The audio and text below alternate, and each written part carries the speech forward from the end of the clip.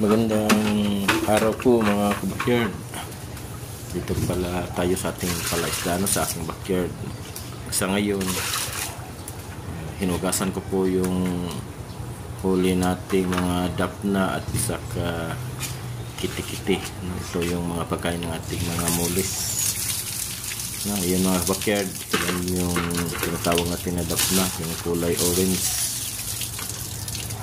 Sinasala natin yan ng green mosquito net para yung mga maliliit lang ang tatagos.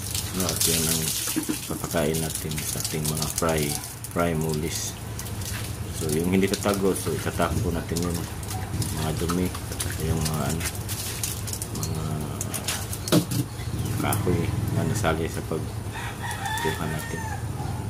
Tingnan nyo mga backyard, yan yung tinatawag natin dapna. Sa sunod, ito yung kiti-kiti, yung mga anak ng mga mosquito. Napakarami din ito. Sinasala din natin ito kasi may mga maliliit na kiti-kiti. Kitagos nito sa ating green na nito. So yun din ang papakain natin sa ating mga fry mulis. At yung hindi kitagos, para yan sa mga adult.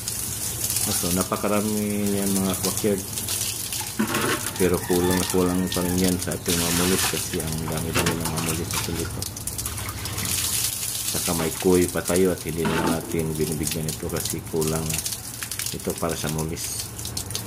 Yan mga backyard, maraming salamat sa panonood at sana mag-subscribe kayo sa aking channel na Imars Backyard.